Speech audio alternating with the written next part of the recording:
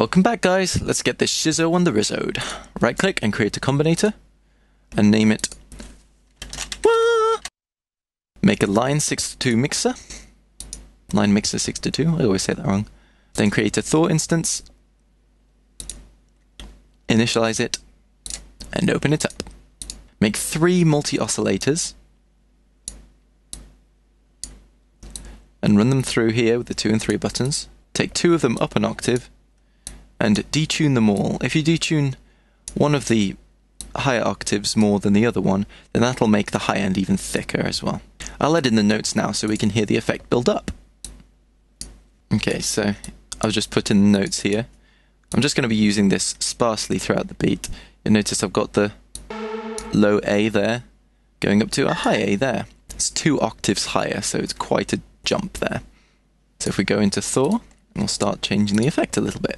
Remove the filter, drop down bypass, bring the sustain up to full so it doesn't lose any volume over time, and hit the chorus on. Now if we take a listen to it,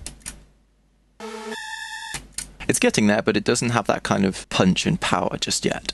We're going to get some of that punch by using here, we're going to select mono legato, it's only 1 note at a time, and then the punch will come from the portamento. So if we turn that on, maybe turn it up a little bit as well, and then take a listen.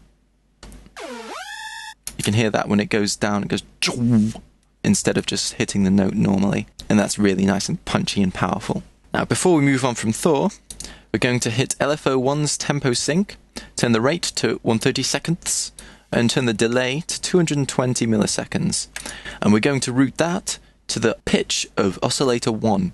Now, let's do this in the modulation bus routing section. Drop down here, select LFO1, amount about 34, something like that. 33, and oscillator 1 pitch. Now if we take a listen, you can hear there 220 milliseconds after it kicks in, it adds that vibrato to oscillator 1's pitch. And that's just the lower octave, giving it a crazy wobbly sound to it, but the higher octaves here maintain the note of the synth effect quite clearly still.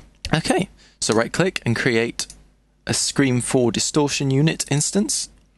And this is going to give us the grit and edge to the effect. Turn it to Scream mode, with the damage control only at about 1/4, because this is a very, very distorted effect as it is. This is a really cool distortion, very similar to fuzz mode, but with a bandpass filter with a lot of resonance added before the distortion stage, meaning it can have some even more piercing effects. Mess around with the P2 knob if you want, I'll just show you the effect now. And if you change the P2 knob to completely full, much more high-pitched and lower, less high-pitched, it depends exactly what you're looking for. But I'm just going to leave it in the middle there.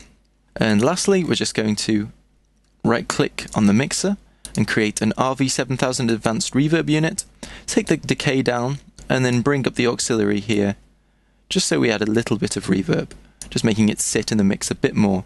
But be careful here, because too much reverb will stop it being so punchy. That is frickin' sweet. Okay, so take a listen to it in the context of the beat. Here it comes.